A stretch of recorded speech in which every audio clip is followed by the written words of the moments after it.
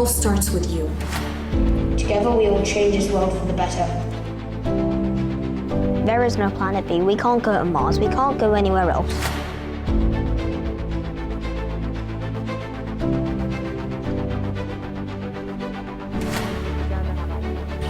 We want a world where girls and women do not live in fear.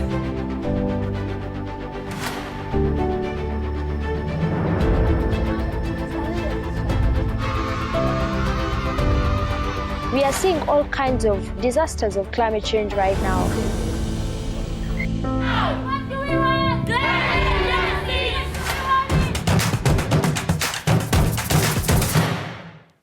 Bonjour ou bonsoir, je ne sais pas où vous vous trouvez en ce moment sur la planète, mais en tout cas, bienvenue au Young Activist Summit 2020.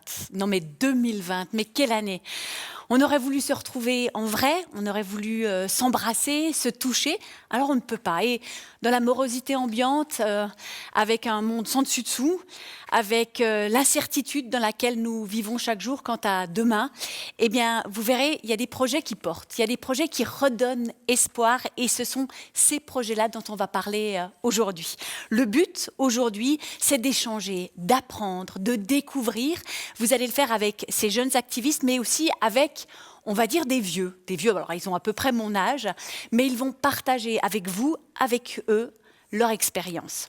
Ils sont donc 7 jeunes, vous les avez découverts juste maintenant dans la vidéo. Ils viennent des 4 coins du monde, ils défendent 6 causes différentes. En tout cas, ils se battent vraiment avec tout leur cœur pour que le monde change. Alors je vous l'ai dit, au long de cette heure, on va avoir des personnalités qui nous parlent et on va commencer par Alex Randall. Il est acteur, il est chanteur, mais il est aussi ambassadeur de bonne volonté auprès du programme des Nations Unies pour l'environnement. We have been through a lot in 2020, but let's use this disruption as a chance to rethink the world we want for tomorrow. Behind the pandemic, we are facing a triple planetary crisis. Biodiversity is decreasing, global temperatures are increasing, and pollution is finding its way to every corner of the earth. We need to hear young voices more than ever demanding for a better tomorrow. So I'm asking you all to join, and we can find out how your voice can be heard. The world needs to hear it. Eh bien, on va les entendre, ces voix-là, aujourd'hui. Et on va commencer avec Vanessa Nakate. Il faut que je vous les présente. Ils vont tous faire coucou avec leurs mains quand je parle d'eux. Vanessa Nakate, elle a 24 ans. Elle vient d'Ouganda. Elle sourit là en haut de l'écran, je la vois. Elle milite, elle, pour le climat. Il y a également Mohamed Al-Jounde. Alors lui a 19 ans. Il est réfugié syrien et il se bat pour l'éducation dans les camps de réfugiés. Il était dans son camp au Liban. Il y a créé une école. Il vit aujourd'hui en Suède. Il y a également Finlay Pringle. Lui, il a 13 ans. Hi Finlay. Voilà, il est là, il est en Écosse. 13 ans, il a. Et son combat est pour la biodiversité, plus principalement pour les requins. Il y a Fiona Amoni. Et elle a 24 ans. Elle vient d'Ouganda aussi. Et elle se bat pour le droit des filles et lutte contre les violences sexistes. Emma Slineman et Zara Issa, elles ont aidé à localiser les victimes la terrible explosion qui a eu le 4 août au Liban. Elles ont respectivement 15 et 21 ans et vivent évidemment au Liban. Et puis, il y a enfin Alexandra Cerezo, elle a 25 ans, elle vit au Guatemala. Hi, Alessandra. Et elle est créatrice de mode et elle prône une mode éthique et durable. Alors, on va commencer à enfin entendre nos activistes. On commence par vous, Vanessa Nakate. Elle a 24 ans, je vous l'ai dit, elle vient d'Ouganda. Et c'est la plus connue des activistes pour le climat en Afrique. Elle participe aux plus grands sommets internationaux. Et elle milite au sein des écoles aussi.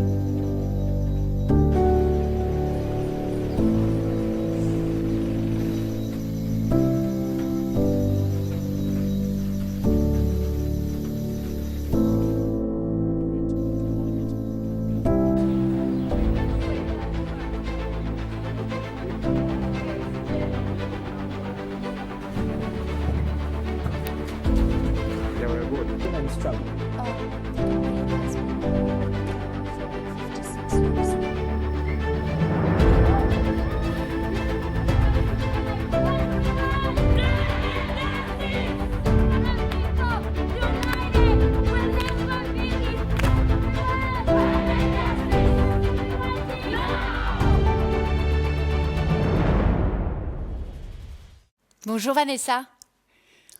Vous allez arriver. Voilà, bonjour Vanessa. La première question que j'ai envie de vous poser, c'est qu'est-ce qui vous a donné envie de vous battre? Quel déclic il s'est passé pour que vous vous battiez comme ça? Thank you. I remember in the year 2018, I wanted to do something that could cause change in the lives of the people in my community. So I started to carry out research to understand the challenges that they faced. And when I realized that climate change was one of the biggest threats that was facing their lives, I decided to join the climate movement. I decided to start striking every Friday to hold governments and leaders accountable for the mess that they have put us in. Qu'est-ce qui a été le plus difficile? Le plus grand obstacle pour vous? Well, activism is not a bed of roses. Beginning activism by yourself is very challenging, especially when no one is believing in you, or when no one is believing in the cause, or when no one is believing the challenges that you are trying to address. Many of the people in my country would say that we have much bigger problems and the climate crisis is the least of those. So why don't you advocate for these problems? But I believe that we cannot achieve any other problems. If we have climate change, we cannot achieve any sustainable development goal without addressing the issue of climate change. How can you eradicate poverty without addressing climate change? And yet it's leaving millions of people in poverty traps. We can't even achieve zero hunger without climate justice. So it was hard to explain to people that all these sustainable development goals are interconnected and we cannot achieve any of them while leaving out the rest. Pour écouter les personnes qui ont envie aussi de nous faire part de leur expérience, je vous propose de commencer par Laurence Toubiana. Elle est négociatrice de l'accord pour le climat de Paris, vous savez, les fameux 1,5 degrés. Et je vais vous proposer de découvrir son regard sur l'Afrique et sur le changement climatique. For Africa, the climate change is a huge challenge, in particular in terms of impact. But at the same time, it's a fantastic opportunity because of the investment that can take place there and bring the continent to really the green economy, leapfrogging all the old technologies. At the same time, there are countries that are really willing to do that as quick as possible. Ethiopia is a good example, announcing they want to be net zero by 2025.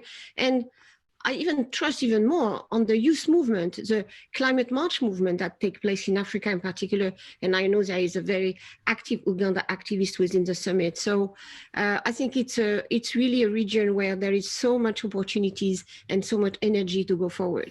Vanessa, il y a des questions qui sont arrivées, notamment du cycle des grandes communes. C'est pas très loin d'ici, c'est à Genève, en Suisse. Et voilà leur question. Est-ce que vous avez été soutenu par des adultes autour de vous ou des jeunes? In the beginning, I never really got support from the young adults, especially my friends. As I said, most of them did not understand what I was doing and they didn't understand the cause. And also, having studied from, I would say, a single-sex school, we were taught quite a number of values, dignity, respect, and going to the streets and holding placards was going against all those values according to society. So this was very hard for most of my friends or most of the other young adults, especially girls, to join the movement because they feared what society would say against their strikes. Oui, se battre contre le mouvement, se battre contre ces coutumes qui existent. Il y a une autre question qui vient des Outcast Activist Forum en Ouganda. C'est pas très loin de chez vous. Ils nous demandent, vous avez créé votre propre ONG. Est-ce que c'était difficile ou c'est plutôt facile de trouver des financements pour ce genre de projet? Well, when I started the Rise Up movement, the main focus was to help amplify different voices of activists from Africa because we have seen many of them struggle to get their stories heard. And when I started the school project of the solar panels and the eco-friendly stoves, getting funding has never been easy for anyone. But I think that when the people or when the public sees the work that you are doing and when you build a network or a community, especially on Twitter, that sees the authenticity of your work, that sees the reality of your work and everything that you are fighting for, it makes it easier for them to support you in the projects that you are doing. Because I first did climate strikes before actually starting the solar project and the stove project for over a year. And up to that time, that is when people started asking questions, how can we support you? So I think when people see the work that you are doing, when people see the authenticity of your work, they are actually compelled to support you and see that you drive change in your community. Merci beaucoup Vanessa. On va passer maintenant à quelqu'un que vous connaissez peut-être. Il est suisse, mais il a fait parler de lui dans le monde entier parce qu'il a fait le tour du monde dans un avion solaire, et ça s'appelait Solar Impulse. Il a également fait le tour du monde en ballon quelques années auparavant. Mais Bertrand Piccard, vous l'avez peut-être reconnu, est aussi psychiatre. Et là, il va répondre à une question qu'on lui a posée. Comment ça se fait que les gouvernements agissent aussi vite et puissamment, vraiment, face à la pandémie de Covid-19 et peinent avec le changement climatique? L'urgence d'agir permet d'agir. Le Covid-19 est une situation qui est immédiate, qui fait peur à tout le monde, mais on pense aussi que ça va être court dans le temps. Donc ça ne nous engage pas à grand-chose et tout le monde est d'accord de faire des efforts ponctuels et limités. Les changements climatiques, c'est un problème progressif qui va devenir encore plus grave que le Covid, mais beaucoup plus tard. Ce qui veut dire qu'il y a des gens qui vont dire « on a le temps d'agir » et surtout, on n'a pas envie de changer définitivement toutes nos habitudes et toutes nos manières de faire. C'est pour ça que c'est beaucoup plus difficile de se battre contre les changements climatiques que contre le Covid. Alors, vous l'avez entendu, il y a évidemment les changements climatiques, il y a la crise du Covid aussi qui fait beaucoup de dégâts, mais il y a aussi les crises migratoires. Et quelqu'un ici avec nous les connaît très bien, c'est Mohamed Al-Joundeh. À 19 ans, il est aujourd'hui en Suède, il vit là-bas, mais il était réfugié syrien au Liban. Et sur place, il a créé une école et il se bat véritablement pour l'éducation.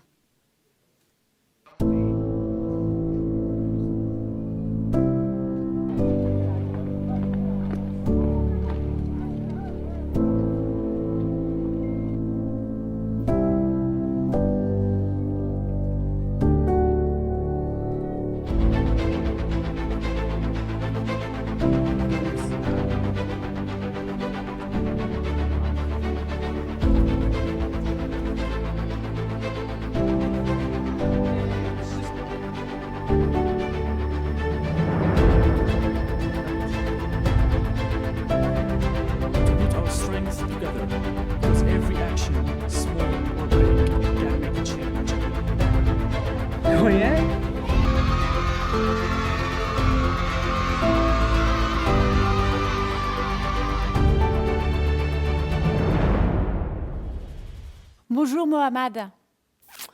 Waouh! Et quel chemin vous avez parcouru? Est-ce que c'était une question de survie pour vous, l'éducation, apprendre?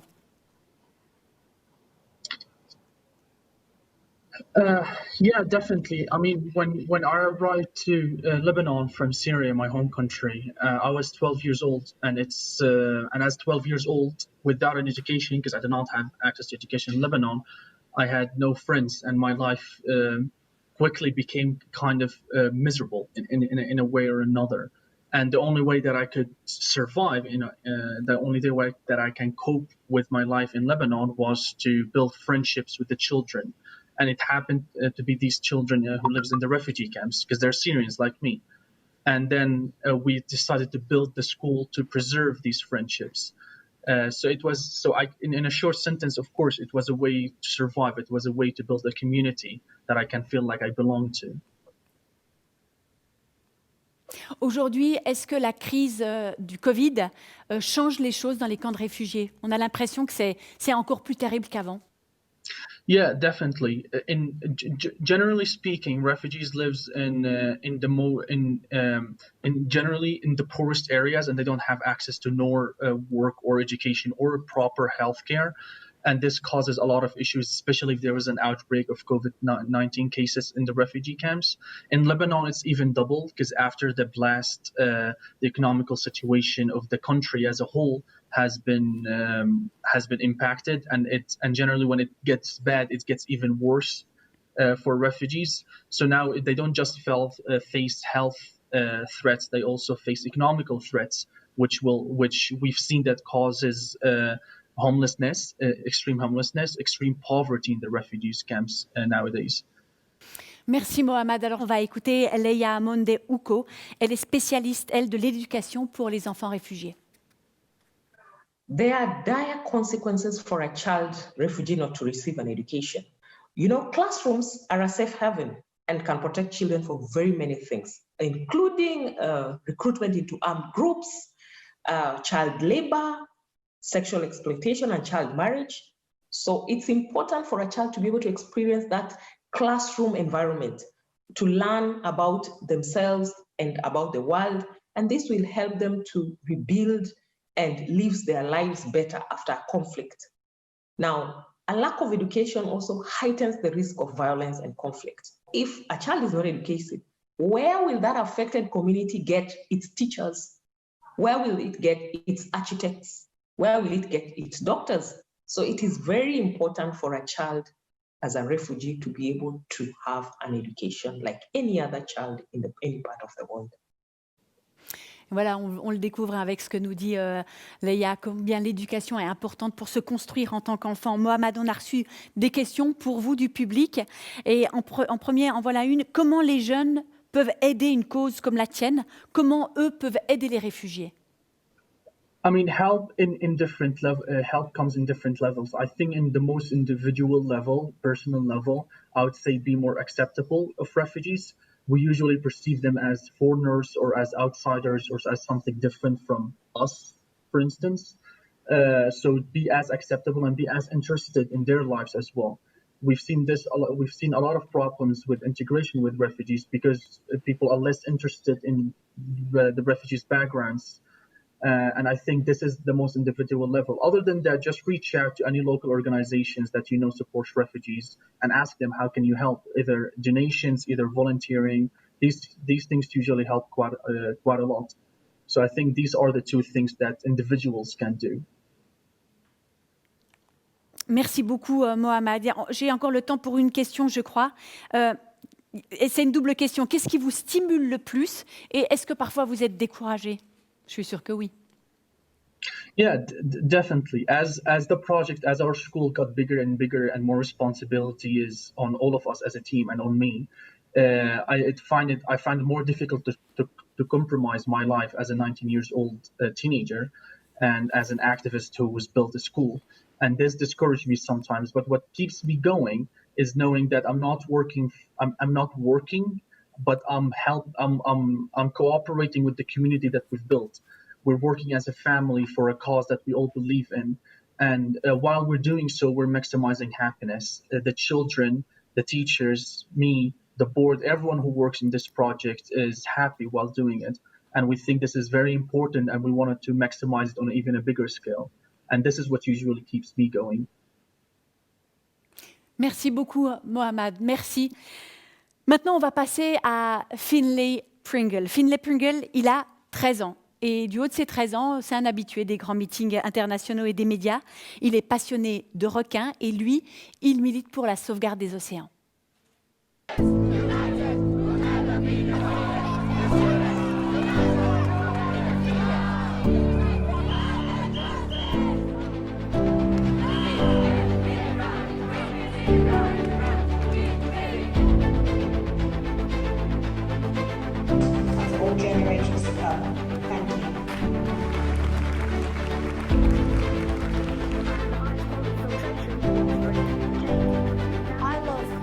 As you can probably tell, we can't go on Mars,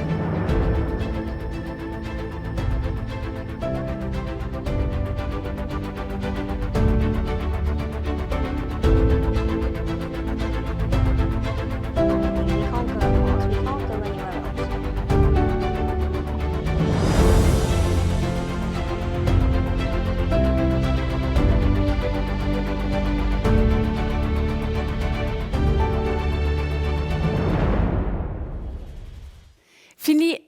Moi, j'avais envie de savoir à quel âge, parce que évidemment vous êtes jeune, mais à quel âge vous avez ressenti cette urgence, cette envie de vous battre, vous? I feel like everyone's had an interest in wildlife their entire life. I feel like you always have an interest when you're younger. But when you get older, you decide that it's that important that you want to fight to protect it. I suppose that happened for me about 2 or 3 years ago.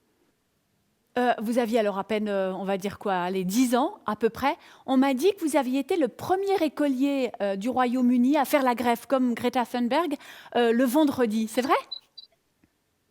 Yes. Me and my sister were the first people in the UK to strike for climate change. On vous a vu dans la vidéo là tout à l'heure justement faire des grands meetings, être devant des adultes. Est-ce que ça vous a redonné espoir? Est-ce que vous avez vu des signes pour lesquels vous avez l'impression que votre cause est entendue? I feel like every cause that you feel important is important. And I feel like if you want the passion and if you have the passion to fight for something, you should always fight for it. And that's what I've done. Oui, mais vous avez des résultats? We have had results, thankfully.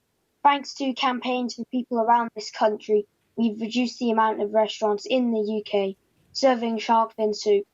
We have managed to get Scotland and the UK to declare a climate emergency. But what happens now is the most important.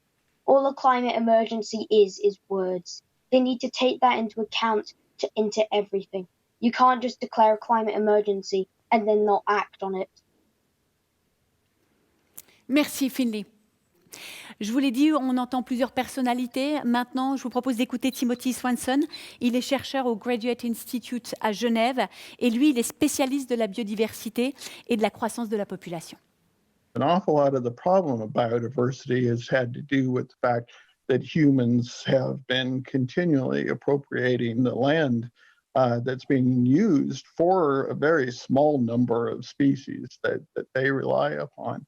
And the question of whether or not it's still possible to leave land aside for other species in other parts of the world while still being able to feed an extra 5-6 billion people, which isn't very avoidable at this time. This is going to happen. So we have to solve that problem. And hopefully we can solve it and still leave some amounts of land in places like the Congo and Indonesia and Amazon. Finlay, une des premières questions du public, c'est les requins font peur, ils peuvent être dangereux. Alors pourquoi est-ce qu'à vous, ils vous plaisent autant plutôt que par exemple les baleines? Well, you say sharks are dangerous, but the facts are that last year there was only 88 attacks and 5 fatalities. Hippos last year killed 2,900 people, selfies killed 98, and vending machines killed 13. So the fact that sharks are dangerous is just a lie that we've been taught by our media. And if you think about sharks, yes, they have large teeth and they're incredibly powerful animals. But look beyond that. They are some of the most intelligent things on the earth. Black-tip sharks can herd fish into bait balls just like dolphins. These are intelligent creatures that deserve our respect. We shouldn't be scared of sharks, we should be scared for them. Une autre question du public. C'est toujours des questions vraiment avec des choses concrètes. Dans notre vie de tous les jours, nous, qu'est-ce qu'on peut faire pour protéger la biodiversité en général? Alors, pas forcément seulement les requins, mais qu'est-ce qu'on peut faire? Every little thing helps. You don't have to do massive things to make a difference. I don't want every person on the planet to become a vegan. You don't need to. Everyone just needs to eat maybe less meat. Just slightly less. We can all do simple things. We can all say no to littering. We can all pick up things. We can all, when we go to the supermarkets, not use a plastic bag. And governments play their part too. They need to also reduce the amount of fishing because at the moment we are overfishing.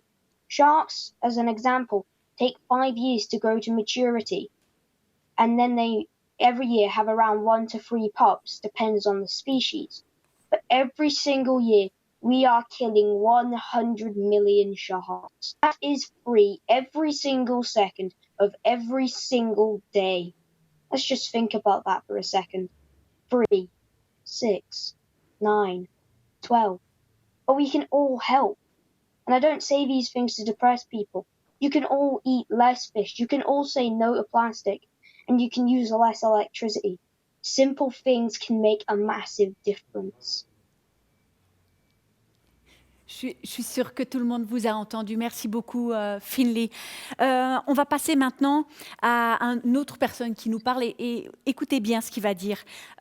On est beaucoup, il y a des jeunes, des vieux, qui se demandent pourquoi les décideurs économiques ne changent pas tout simplement leurs pratiques ou alors ils ne les changent pas suffisamment. Alors on a posé la question à l'un d'eux, c'est André Hoffmann. Et André Hoffmann, il est vice-président d'un grand groupe pharmaceutique, le groupe Roche. Pour moi, il y a là le plus grand paradoxe que je connaisse. J'ai beaucoup d'amis de ma génération avec qui j'ai des conversations régulières sur le futur de la planète, sur le danger que le changement climatique représente, sur la perte épouvantable de biodiversité. Ces gens-là ont, comme moi, des enfants et ils leur souhaitent un avenir meilleur que le leur. Le lendemain matin, on va au bureau, on ferme la porte et subitement, il n'y a plus que la marge qui compte. Ce qui est important, c'est de faire le budget. Et ça, pour moi, c'est vraiment une schizophrénie que j'ai de la peine à comprendre. Nous avons changé le paradigme de qu'est-ce que c'est que le succès. La jeunesse peut jouer un rôle très important dans ce changement d'attitude. Ce n'est pas juste le succès financier qui prime, mais l'idée que la jeunesse doit être, en termes tout à fait explicites, le sauveur de l'humanité, c'est un peu injuste. On vous a préparé quelque chose ici qui sera difficile à résoudre. Mais on a besoin d'un changement de mentalité. Et quand on arrive avec un état d'esprit jeune, c'est-à-dire où les choses peuvent se mettre en place de manière nouvelle, eh bien on a quand même un grand pas en avant par rapport à ma génération qui a beaucoup de peine à changer ce système. Voilà, peut-être vous retiendrez cette question. On peut se poser la question, aujourd'hui, ça veut dire quoi, avoir du succès? Qu'est-ce que le succès? Eh bien, maintenant, on va faire la connaissance de Fiona Amoni. Fiona Amoni, je vous l'ai dit, elle habite en Ouganda, elle a 24 ans et elle se bat. Elle se bat pour que le statut des filles change dans sa communauté.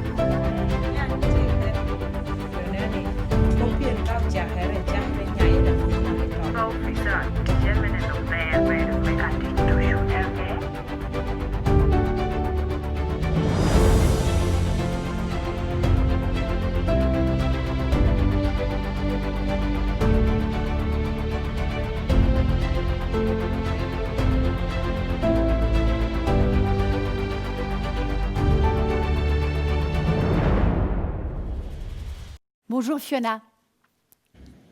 Alors on le sait, hein, le confinement a exacerbé les problèmes un peu partout en Ouganda, mais aussi partout sur la planète, les problèmes financiers. D'ailleurs, des jeunes filles, à cause de ça, chez vous, ont été obligées de se marier.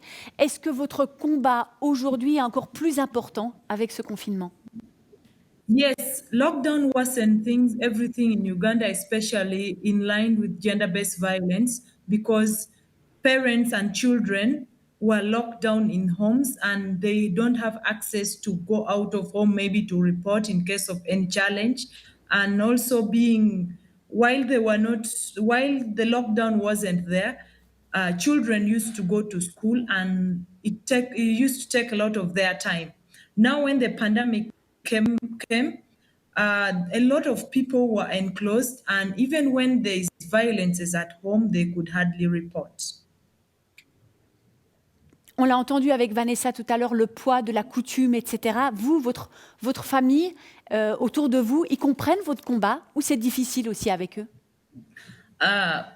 My family hardly understood me because every time when I want to make them understand about really the disadvantages of the violences, they hardly understand me. They would think like I'm running crazy. I don't know what I want. I don't know what I really, they really ask me, what do you want to gain at those? Nous, on vous soutient et on vous dit de continuer.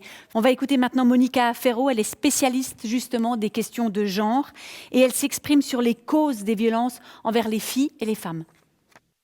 Girls and women are subject to gender-based violence and sexual assault because globally there is the perception that the well-being of a woman and a girl is still less important than the well-being of a man and a boy because they are seen as less powerful, they play social roles, they are perceived as less relevant. This has to do with an entrenched patriarchal structure and social norms. They need to be challenged and transformed. For all the youth activists who are bravely fighting gender-based violence, my advice would be never give up. Changing norms and reality takes a long time and it can be exasperating, but know your rights, study the mechanisms, find allies with whom you can share a common cause. You are never alone. Get a seat at the table. If they tell you the table is not big enough, ask them to build a bigger table or build your own table. Use social media, use networks. Don't forget, there can be nothing about you without you. Bref, agissez, voilà, vous avez ce pouvoir-là, voilà ce qu'on nous dit. Fiona, les questions du public, je prends la première déjà. Pourquoi est-ce que la violence contre les femmes et le droit des filles vous importe tant à vous? Looking at what I also went through a lot of violence when I was growing up from the community and home, and that's the pain that I went through. First of all, triggered me to talk on behalf of other young people. Then secondly, most of the young people the girls that I studied with dropped out of school and became mothers at their very early age, just because they are being harassed from home. Their parents always them bad words or encourage them to go and they end up getting married, and at the end of the day, when you meet them on the way, they look miserable, like they keep already fearing you. Yet these were very bright girls. So I looked at it like it's a very serious challenge, because sometimes even parents, when they fight at home, they hurt themselves, they injure themselves, and sometimes others kill themselves. To me, I felt so bad that it so much triggered me to advocate for the girls and young women. Est-ce que vous avez subi des pressions pour que vous arrêtiez ça, que vous arrêtiez de défendre cette cause? I didn't have pressure from other people, but the act alone triggered me to really advocate for them. As no one pushed me to do that, but I felt it. I had a feeling in my heart that this is not right and I need to really fight against it. Encore rapidement une dernière question parce qu'il ne nous reste pas beaucoup de temps. Mais quel est le plus grand défi pour faire avancer votre cause selon vous? The biggest thing is I want people to understand that we have, in Uganda, we have a behavioral challenge. People's behaviors need to first of all change, and also people should admit that gender-based violence exists so that we can fight the vice. And also government and stakeholders, institutions come up together to really to put in a collective responsibility so as we can change the situation. Merci beaucoup, Fiona. Merci. On va maintenant faire connaissance avec Emma Sleiman et Zahra Issa. Emma Sleiman, elle a 15 ans, Zahra 21 ans. Et après l'explosion de Beyrouth, le 4 août dernier, je suis sûre que vous vous en souvenez, eh bien, elles se sont mobilisées pour leur ville, pour les victimes, pour leur famille.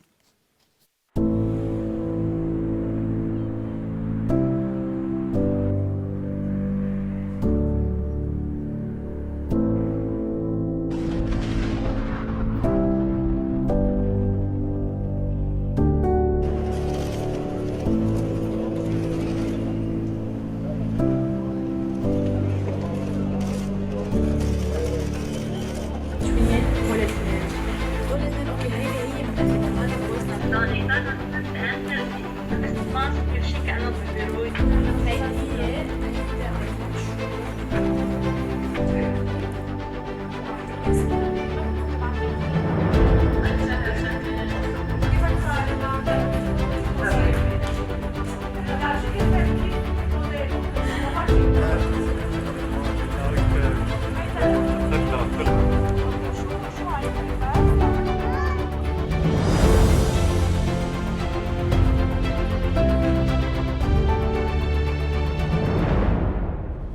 Emma Zara, bonjour. Alors, moi, la première question que j'ai, c'est vraiment, est-ce que vous vous connaissiez avant le 4 août? Pas du tout. On ne se connaissait pas du tout. On s'est rencontrés après la création de Local Vicom grâce à après. Et vous étiez où, vous, le 4 août? Physiquement? Alors, pour ma part, j'ai été près de Beyrouth, mais grâce à Dieu, rien ne s'est passé. Un de mes parents était là-bas et j'avais le tout pour qu'il devienne victime, mais rien ne s'est passé pour moi. Je n'étais pas affectée directement. Moi, j'étais pas du tout au Liban. Je suis à Abidjan. Je suis là pour faire quelque chose, créer quelque chose comme la plateforme de Local. Donc, vous avez créé cette plateforme donc pour vraiment localiser les gens, pour permettre aux gens de savoir où sont leurs proches, pour prendre des nouvelles. Aujourd'hui, on en est où? Est-ce que tout le monde a retrouvé tout le monde? Tout le monde n'a pas été retrouvé. J'ai en tête quelques personnes qu'on a posté sur notre compte qui n'ont pas été retrouvées.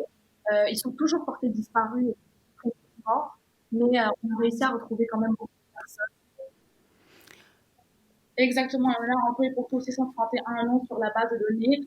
On a inclus les personnes qui ont été perdues. Est-ce qu'aujourd'hui, avec justement cette gigantesque base de données que vous allez en faire quoi? Comment vous pouvez faire en sorte qu'elle soit utile? De rendre nos politiciens, bien sûr, responsables de ce qui s'est passé. On veut aussi mettre les transparents pour que ça soit accessible à tout le monde. Et en cas, et on voudrait aussi garder cette base de données-là, si jamais si jamais il y a des poursuites en justice, par exemple, internationale, je pense que cette base de données se rendrait très bien. Et moi, je vous propose d'écouter Corinne Momal-Vagnan. Elle est spécialiste de la gouvernance et de la démocratie.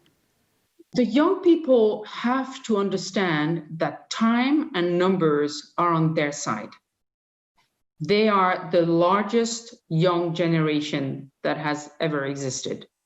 They need to change the culture in many places so that corruption is simply something which becomes unacceptable. I want to make the comparison with the Me Too movement. Very quickly, a number of behaviors became unacceptable with the Me Too movement in terms of gender discrimination and sexual harassment. It has to be the same with corruption in government. It has to become simply unacceptable at all levels. And the young people can really play an important role. They have to be in the streets advocating, demonstrating. They have to be on social media advocating, but they also have to be at the ballot box voting for those parties which will bring good governance. Alors voilà, on a reçu des questions pour vous. Alors, comment est-ce que vous faisiez concrètement pour retrouver les gens? Alors, au début, c'était très, très difficile parce que le premier jour, le compte seul avec 7 de mes amis.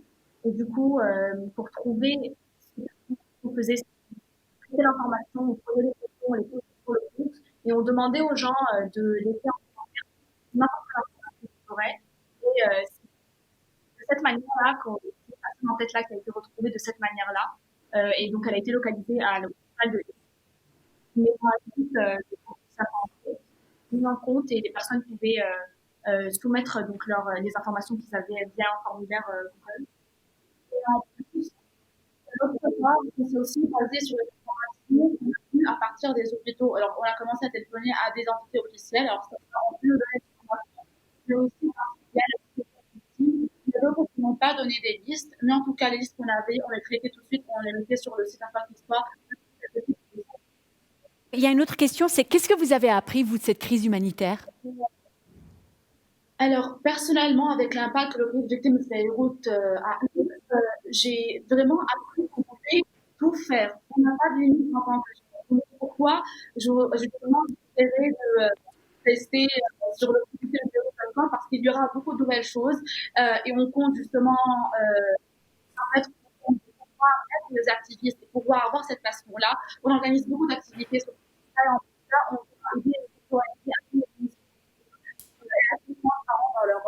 dans leur Et Zara? Moi, ce qui concerne l'empowerment. Pour ma part, j'allais dire en fait, comme tu l'as dit tout à l'heure, je disais que simple things can make a big difference. Et c'est très vrai parce que on est parti de rien, on a formé une grande équipe, on a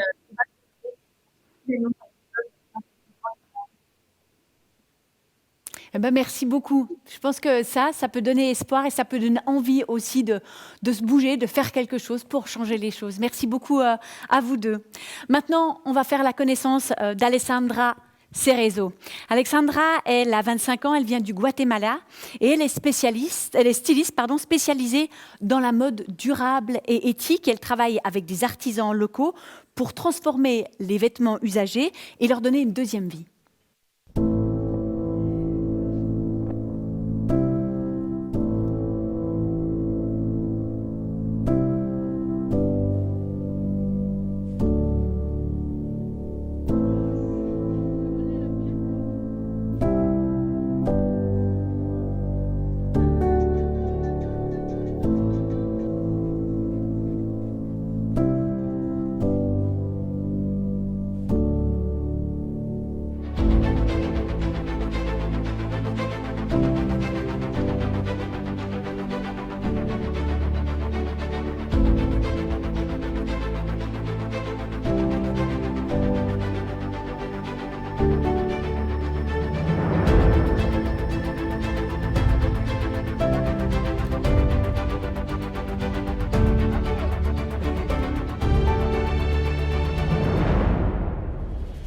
Bonjour Alessandra.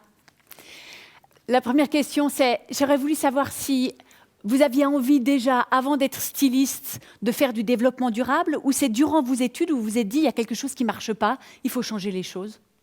So no, I actually, before I started studying design, I didn't know what was going on.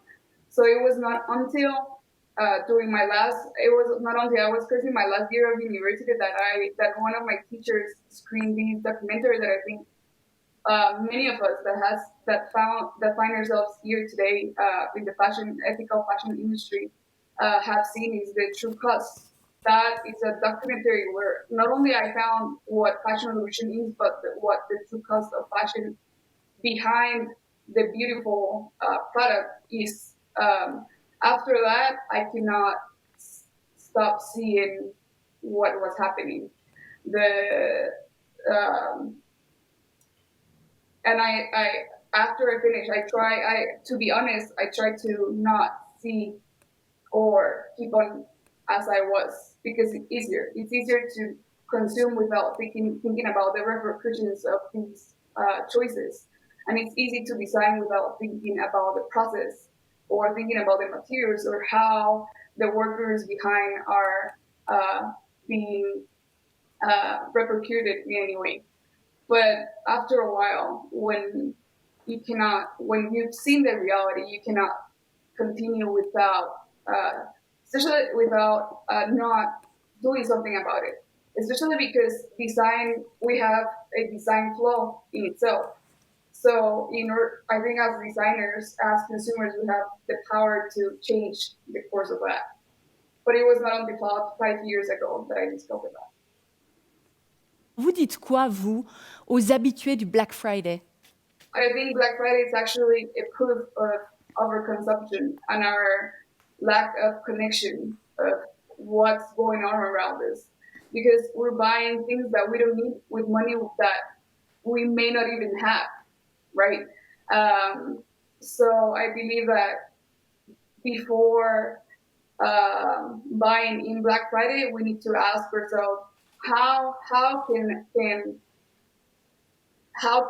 these prices be so low, and where does all of these that is not sold goes?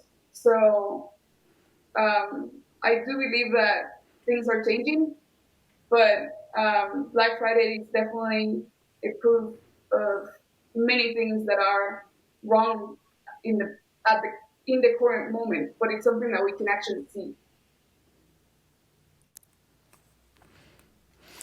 J'espère que les gens en sont conscients et peut-être qu'ils réfléchiront à deux fois. Je suis d'accord avec vous. Quel est votre prochain objectif à vous? Qu'est-ce que vous aimeriez faire ensuite? So my first objective, and I believe I have these objectives it's not only mine, but also with my current Fashion Revolution team, is to educate. because what we have is a big case of miscommunication created by marketing. And what we really wish for is to educate not only consumers, but also designers on how can they help, and consumers on how can their choices impact not only the environment, but the people around them. So the main focus right now is education, without a doubt.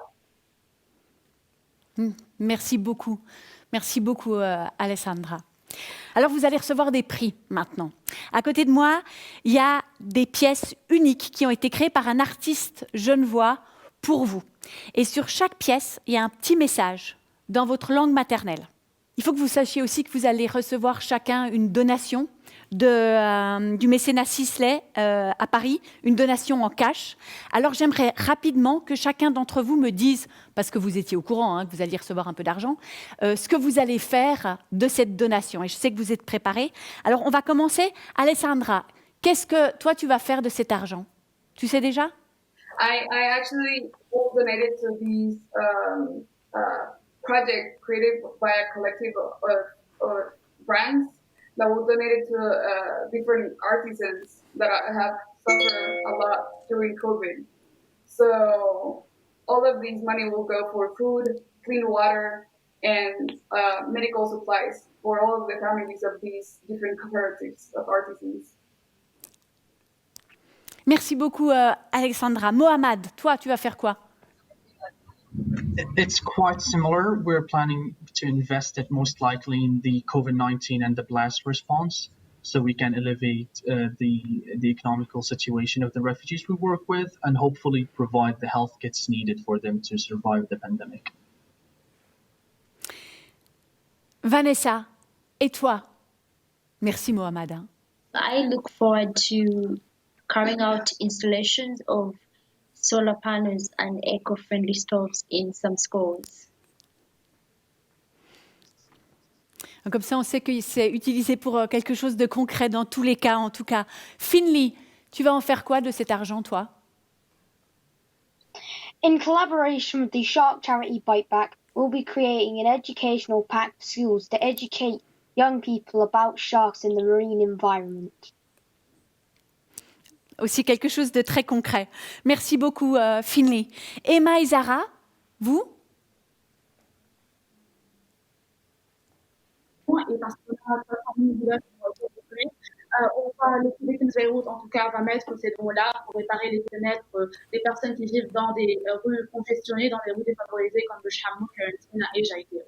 Merci beaucoup. Fiona, il ne reste plus que toi. Fiona, tu vas en faire quoi de cet argent? I'm going to use that fund to create awareness through radio talk shows, reduce message slots to create really people understand, and to have community engagement to like follow up and respond on gender-based violence. Eh ben voilà, vraiment, c'est utilisé pour des actions véritablement concrètes. Alors, vous savez, on a encore une petite surprise. Alors, vous étiez au courant de beaucoup de choses parce qu'on a répété hier, quand même, on s'est vu, en tout cas par écran interposé. Mais ça, vous ne vous y attendez pas, on vous a préparé une petite vidéo. Regardez.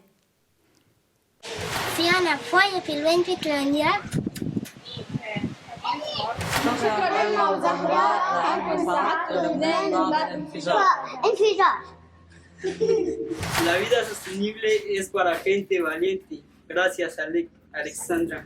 Hi, we're the Sunnyside Ocean Defenders from Glasgow, and we'd like to say thank you, Finley, the inspirational shark ambassador. وأنا على طول فخورة فيه، فأنا مو بس فخورة باللي بيشتغلوا، بالطريقة اللي بيفكر فيها وبالطريقة اللي بيشوف فيها الأشياء بشكل كتير مختلف. بحبه كتير كشخص، بالإضافة لأنه ابني، ودائما بيشتغلوا. Webale nnyo mukyala Vanessa okuyamba abantu okutumbula n'okukuuma obutonde bw'ensi. Webale nnyo.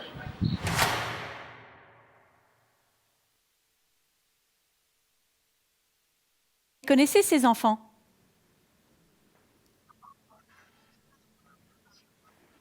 Yes. Ils sont où ces enfants? They are in one of the schools that I've gone to carry out the installation of the solar panels and the eco-friendly stoves. Voilà, et bien voilà, j'espère que ça vous a fait plaisir. J'espère que tous ces jeunes qui sont là vous ont motivé, vous ont montré qu'on pouvait changer les choses et qu'on pouvait faire en sorte que le monde de demain ne ressemble pas à celui d'aujourd'hui, parce qu'il est un peu moche, celui d'aujourd'hui. Alors on compte sur vous aussi pour agir. Vous avez vu, tout le monde vous l'a dit et vous l'a répété, tous ensemble on peut faire des choses et chacun de son côté, on peut être actif. Vous savez, il y a du public qui est connecté. Et vous savez qu'il y a du public qui est connecté au Tchad, en République démocratique du Congo, au Togo, au Mali, au Sénégal et au Brésil. C'est très touchant et je trouve ça fantastique si le message a pu passer. Alors, ce direct lance une campagne avec une série de web documentaires courts sur chacun de nos activistes et vous allez pouvoir les suivre sur les réseaux sociaux pendant toute cette période. À la fin, il y aura un long documentaire qui va s'appeler « The World We Want, Time for Change », dédié à tous ces activistes. Vous pourrez les voir sur YouTube, sur le site du Young Activist Summit et sur Facebook. Et puis maintenant, je dois passer à la partie où je remercie les gens. Alors d'abord, je vais vous remercier, vous, les jeunes. Voilà, vous savez que vous pourriez être mes enfants et de vous voir comme ça, entre 13 ans et 25 ans, ça donne de l'espoir et on se dit que nous aussi, on devrait vraiment, même si on est un petit peu vieux, se bouger. Alors merci à vous de nous avoir suivis partout dans le monde, d'avoir posé vos questions. On n'a pas pu toutes les poser. Merci aux organisateurs, merci à la RTS et à DEF TV et tout particulièrement à Marina qui a été le chef d'orchestre de toute cette campagne. Merci aussi à ceux qui ont diffusé ce live, TV5 Monde, l'ONU à Genève, l'ONU Environnement à Nairobi et à Genève, à l'IHEID, à la délégation de l'Union européenne et au Centre d'information des Nations Unies à Beyrouth et à Panama City. Et puis merci à toute l'équipe, parce qu'ici autour de nous, vous ne le voyez pas, mais il y a une grande équipe qui a produit cette session live. Merci. Bye.